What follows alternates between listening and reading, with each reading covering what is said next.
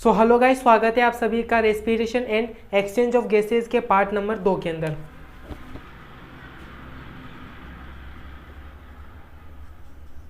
So guys, अगर इससे पहले अगर आपने पहला वाला पार्ट नहीं देखा है तो इस वीडियो को यहीं पर स्किप कर दो, क्योंकि ये वाला वीडियो आपको तभी समझ में आएगा जब आपने इससे पहले वाला वीडियो देखा होगा, क्योंकि उसमें अपन ने किसको डील करा था, पल्मोनरी वॉल्यूम्स को। और वो वाले जो पल्मोनरी वॉल्यूम्स मैंने पढ़ाए थे उसको मैं इन पल्मोनरी कैपेसिटीज में क्या करूंगा, उपयोग में लूंगा। सो गाइस, आज का हमारा टॉपिक क्या है, पल्मोनरी कैपेसिटीज है।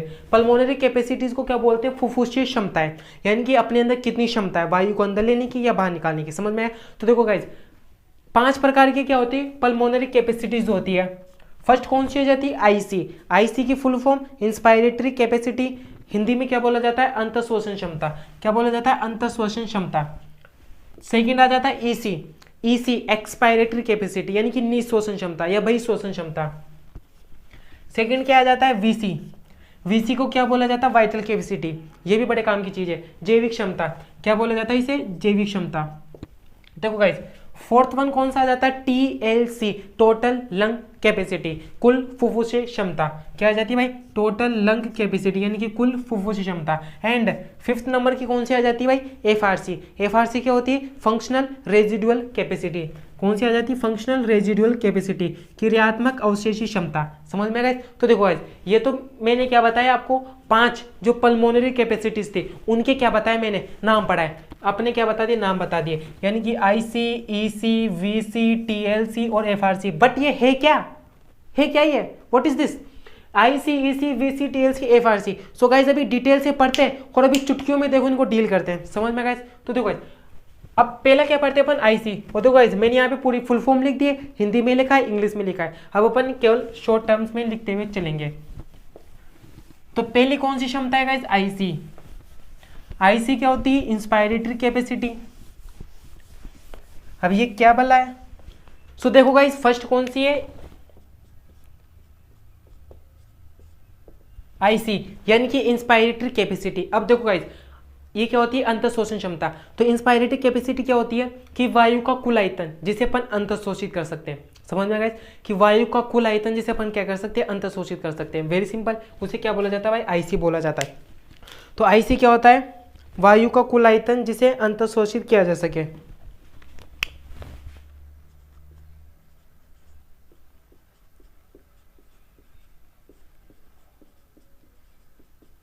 का कुल आयतन जो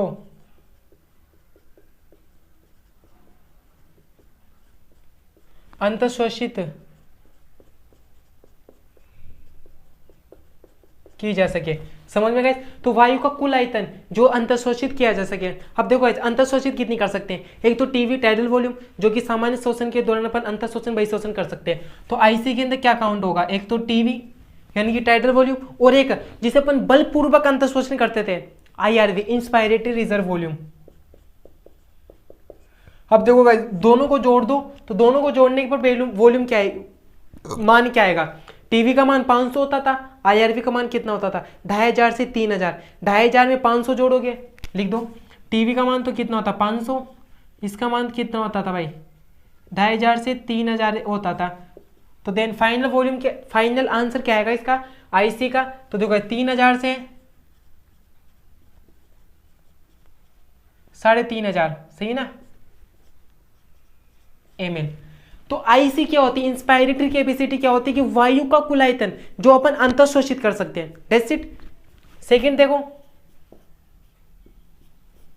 ईसी यानी कि एक्सपायरेटरी कैपेसिटी, वायु का कुल आयतन जिसे बहिःशोषित किया जा सके। Very simple.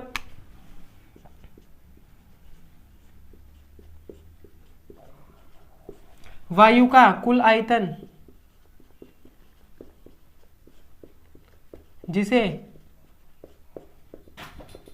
क्या किया जा सके गाइस, बहिःशोषित किया जा सके। क्या किया जा सके गाइस, बहिःशोषित किया जा सके। तो वायु का कुल आयतन जिसे बहिःशोषित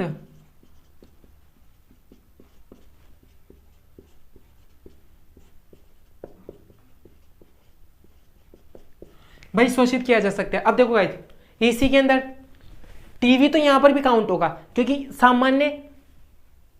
शोषण के दौरान, सामान्य शोषण के दौरान अंतःशोषित या बहिशोषित किया गया वायु का आयतन क्या था, टीवी।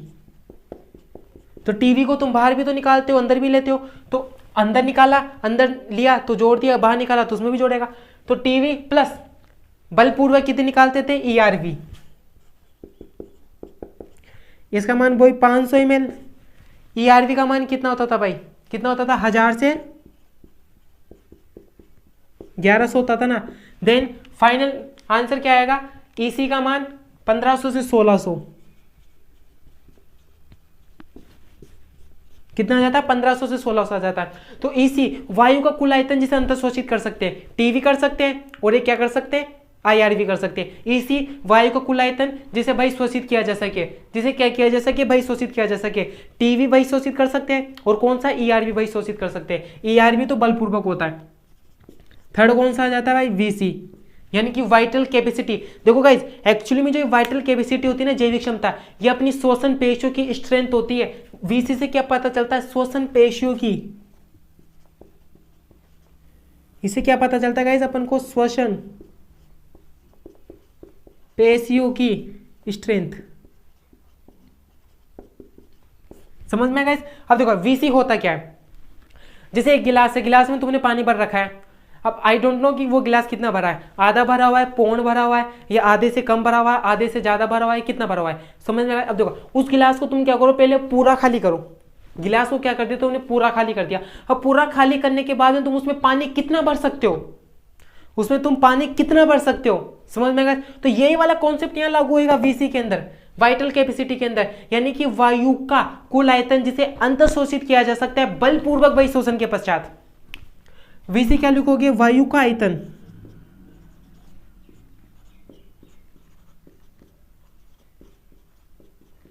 वायु का अधिकतम आयतन जिसे अंतःशोषित किया जा सके।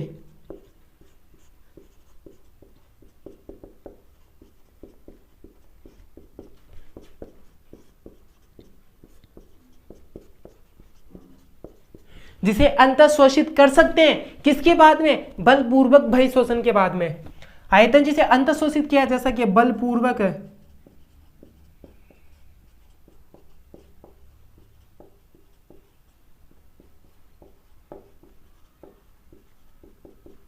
अब देखो गाइस, ये बात तो समझ में आई कि तुम कितनी वायु को अंदर ले सकते हो बलपूर्वक बहिशोषण के पश्चात। यानी कि तुमने पूरा बलपूर्वक बहिशोषण कर दिया, पूरी वायु को बाहर निकालती। अब अंदर कितनी ले सकते हो, मैक्सिमम अंदर कितनी ले सकते हो, उसे बोला जाता है वीसी। जिससे अपन को क्या पता चलती है, अपनी श्वसन पेशियों की स्ट्रेंथ पता चलती है, वीसी वाइटल कैपेसिटी। इसका उल्टा भी तो सकता है। मैंने क्या लिखा कि वायु का अधिकतम आयतन जिसे अंतःशोषित कर सकते हैं बलपूर्वक बहिशोषण के पश्चात। ऐसे भी तो लिख सकता हूं कि वायु का अधिकतम आयतन जिसे बहिशोषित कर सकते हैं बलपूर्वक अंतःशोषण के पश्चात। यानी कि तुमने क्या किया, पूरा बल लगा के, पूरा दम लगा के अंतःशोषण किया, अंतःशोषण किया, समझ में आएगा। अब मैक्सिमम बाहर कितनी वायु को निकाल सकते हो, समझ में आया कि वायु का अधिकतम आयतन जिसे अंतःशोषित कर सकते हैं। बहिशोषण की जगह क्या लिख सकते, अंतःशोषण की जगह बहिशोषण लिखो। तो वायु का अधिकतम आयतन जिसे बहिशोषित कर सकते हैं बलपूर्वक अंतःशोषण के पश्चात, समझ में आया। यानी कि जो मैंने लाइन लिखी इसको उल्टा भी लिख सकते हो, जिसे क्या बोला जाता है, वाइसी वर्सा।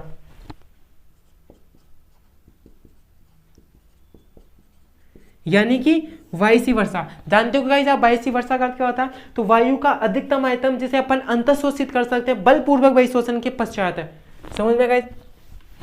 अब देखो गाइस, इसके मान वगैरह कैसे निकालोगे, तो वो देखो।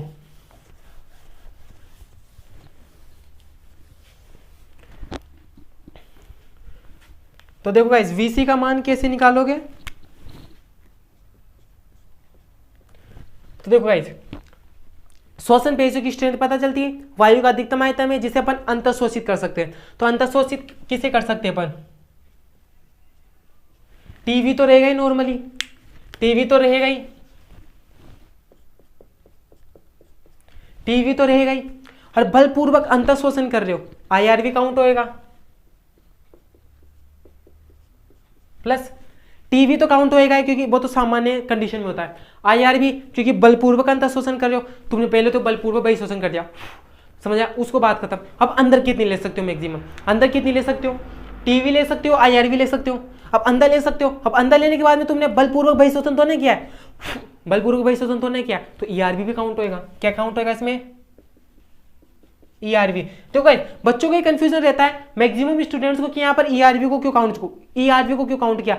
अरे भाई तुमने गिलास को पहले पूरा खाली कर दिया, समझ में। अब गिलास ने क्या कर दिया, पूरा खाली कर दिया। उसके पश्चात में गिलास के अंदर तुम मैक्सिमम कितना पानी भर सकते हो, समझ, मैक्सिमम कितना पानी भर सकते हो, समझ में। यानी कि टीवी आईआरबी इतना तो बात समझ में आई, ये तो जुड़ेगा क्योंकि टीवी नॉर्मल कंडीशन में होगा, आईआरबी तो क्या होगा, क्योंकि अपन क्या कर रहे हैं भाई, अंतःशोषण कर रहे हैं, बलपूर्वक अंतःशोषण कर रहे हैं। कैसा कर रहे हैं, बलपूर्वक अंतःशोषण कर रहे हैं, समझ में आएगा। लेकिन अब अपन ने बलपूर्वक अंतःशोषण के पश्चात बलपूर्वक बहिःशोषण तो ना किया है, यानी कि ईआरबी को तोड़ने निकाला, वो भी तो अंदर ही रह गया।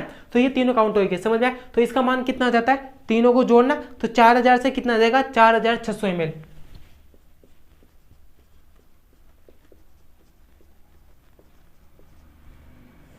समझ में आ गया, 4000 से 4600 ml। अब फोर्थ कौन सी आ जाती है, 3 हो गए, 4 कौन सी आ जाती, टीएलसी, टोटल लंग कैपेसिटी। अब देखो guys, total lung capacity, total का अर्थ क्या होता है, कुल फुफ्फुसी क्षमता। अब देखो गाइस, फेफड़ों में कुल कितनी वायु आ सकती है, उसे बोला जाता है टीएलसी। तो टीएलसी क्या होता है गाइस, टीएलसी क्या होता है कि कुल फुफ्फुसी आयतन जो फेफड़ों में आ सकता है, कि कुल फुफ्फुसी आयतन जो फेफड़ों में आ सकता है, कि कुल फुफ्फुसी आयतन जो फेफड़ों में आ सकता है। तो टीएलसी क्या होता है, कुल फुफ्फुसी आयतन जो फेफड़ों में आ सकता है।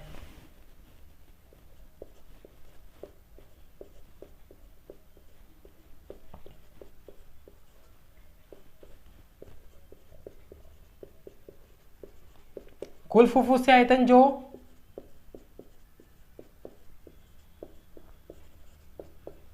फेफड़ों में आ सकता है। और हाँ गाइज, इसके अंदर बलपूर्वक अंतःशोषण भी इंक्लूड है।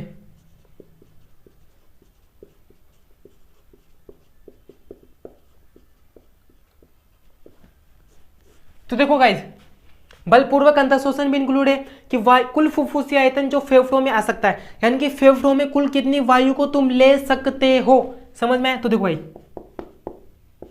टीवी ले सकते हो, समझ में आएगा। बलपूर्वक अंतःशोषण आईआरवी कर सकते हो, समझ में। अब तुमने अंदर ले रहे हो, बाहर तो ना निकाला, दम लगा के बाहर तो ना निकाला, यानी कि जो ईआरवी था वो तो अंदर ही रह गया ना, ईआरवी प्लस और क्या जुड़ेगा बताओ, इतने को तो क्या बोलूंगा मैं, टीवी, आईआरवी और ईआरवी, ये तो वाइटल कैपेसिटी हो गई। इसके अलावा मैंने क्या बोला था कि एक ऐसा आयतन जो फेफड़ों में हमेशा रहता है, उसे कभी भी अपन फेफड़ों से बाहर निकाल ही नहीं सकते, क्या था, आरवी, यानी कि रेजिडुअल वॉल्यूम, जिसका मान कितना था भाई, 1100 से 1200 ml था। याद है कि नहीं है, पहले वाली वीडियो के अंदर सबसे लास्ट में बताया था मैंने आरवी का मान। तो वीसी प्लस का आरवी जोड़ दो, समझ में। तो इसका मान कितना आता था भाई, वहां पे कितना था, 4000 से 4600, समझ में क्या। आरवी का मान कितना होता भाई, आरवी का मान कितना होता है, 1100 से 1200 होता था। इसका मान कितना होता भाई, 1100 से 1200 होता था ना। अब देखो 4000 में 1100 जोड़ूंगा तो कितना आएगा, 5100, समझ में आएगा। और 1200 जोड़ूंगा 4000 तो 5100 से लगभग कहां तक आ जाता भाई, 5600 से, 5100 से कहां तक आ जाता है भाई, 5600 तक आ जाता है। सॉरी 3 जीरो लगा दी, 5100 से 5600 तक आ जाता है। तो टीएलसी यानी कि फेफड़ों में कुल कितनी वायु है उसे जोड़ दो आरवी के साथ में। अब लास्ट क्या आ जाता है, एफआरसी, लास्ट में क्या आ जाता है गाइस, एफआरसी।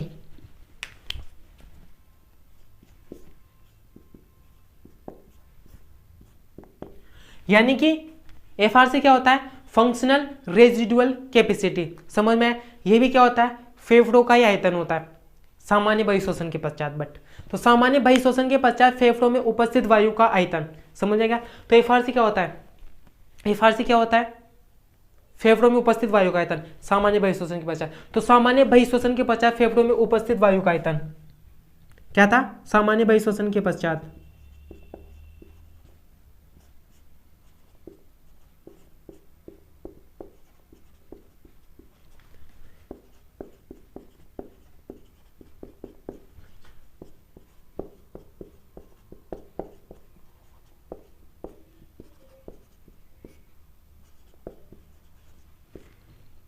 सामान्य बहिःश्वसन के पश्चात फेफड़ों में उपस्थित वायु का आयतन। समझ में गाइस? तो एफआरसी क्या होता है? सामान्य बहिःश्वसन के पश्चात फेफड़ों में उपस्थित क्या? वायु का आयतन। समझ में क्या? अब एफआरसी के अंदर क्या क्या जोड़ोगे? एफआरसी के अंदर क्या क्या जोड़ोगे गाइस? एफआरसी के अंदर क्या क्या जोड़ोगे? आरवी, समझ में? अरे भाई रेजिडुअल वॉल्यूम तो रह गया ना, आरवी जोड़ोगे और प्लस ईआरवी को जोड़ोगे, तो इक्वल टू कितना आ जाएगा? एफआरसी के अंदर आरवी प्लस का ईआरवी, क्योंकि तुमने सामान्य बहिःश्वसन किया, क्या किया? सामान्य बहिःश्वसन किया, समझेगा? तो उसके पश्चात फेफड़ों में उपस्थित वायु का आयतन, तो इसका मान कितना आ जाता भाई? 2100 से 2300 ml आ जाता है। कितना आ जाता है? 2100 से 2300 ml आ जाता है। तो देखो एफआरसी क्या होता है कि सामान्य बहिःश्वसन करो और उस सामान्य बहिःश्वसन के पश्चात, सामान्य बहिःश्वसन के पश्चात फेफड़ों में उपस्थित क्या भाई? वायु का आयतन, तो क्या जोड़ोगे? आरवी, रेजिडुअल वॉल्यूम तो रहेगा, उसे तो तुम निकाल ही नहीं सकते, और प्लस क्या कर दो? ईआरवी कर दो। क्या कर दो गाइस? ईआरवी कर दो, ईआरवी कर दो, तो कितना आ जाता है? 2100 से 2300 ml आ जाता है। अब ये कितने हो गए? मैंने आपको 5 पूरी क्या बता दी? पल्मोनरी कैपेसिटीज बता दी। अब इसके पश्चात क्या आ जाता है? इसके पश्चात एक और देखो, इसमें जो मैंने ये वाली वीडियो बताई थी, लास्ट वाली वीडियो बताई थी, उसके अंदर से क्या देखो? फेफड़ों में वायु का आयतन।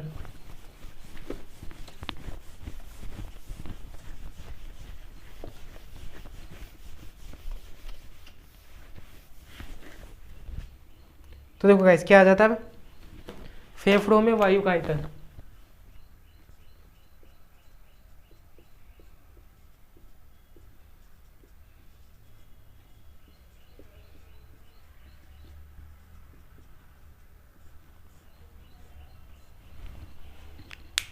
देखो गाइस फेफड़ों में वायु का आयतन, एक तो क्या आ जाता है? Residual volume. तो देखो गाइस रेजिडुअल वॉल्यूम क्या था? रेड पेन से लिखते हैं।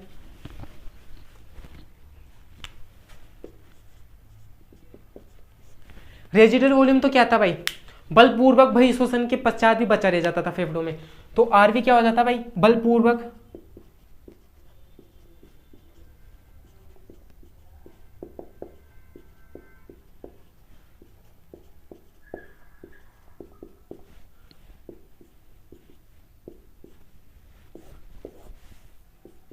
तो बलपूर्वक बहिःश्वसन के पश्चात जो आयतन रह जाता था शेष, उसे क्या बोला जाता था? आरवी बोला जाता था। दूसरा टीएलसी, टोटल लंग कैपेसिटी, समझ में गया? तो कुल फुफ्फुसी आयतन जिसमें अंतःश्वसन इंक्लूड था, समझ में गया? अंतःश्वसन इंक्लूड था, तो कुल फुफ्फुसी आयतन टीएलसी क्या हो जाता भाई गाइस?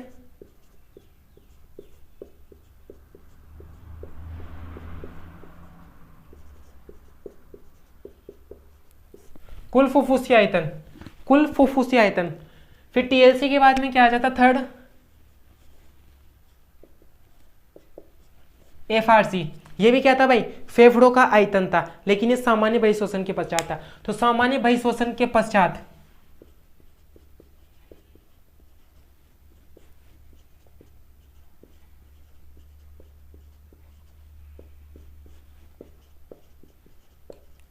और हाँ गाइज मैंने आपको ये पहले पूरा पढ़ा चुका हूँ मैं डिटेल से, फिर भी मैंने यहाँ पे आपको मैंने स्पेशली मेंशन करके बताया ताकि आपको इन तीनों में कंफ्यूजन ना हो।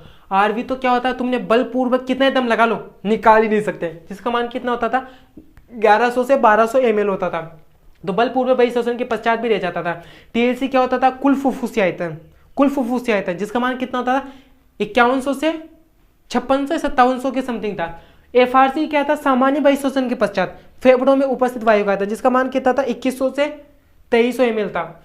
सो गाइज आज की वीडियो यहीं तक रखते हैं। और हाँ गाइज आपको पीडीएफ चाहिए, तो पीडीएफ चाहिए तो आप हमारे व्हाट्सअप नंबर जो कि है 9929602020 के ऊपर क्या करना है? आपको व्हाट्सअप करना है। तो आपको जो भी चैप्टर चल रहा है या आपको किसी चैप्टर की पीडीएफ चाहिए, आपने मेरा पुराना वाला वीडियो देखा हो, उसी की किसी की पीडीएफ चाहिए, तो आप हमारे व्हाट्सअप नंबर पर मैसेज कर सकते हैं, आपको पीडीएफ अवेलेबल हो जाएगी। सो गाइज धन्यवाद।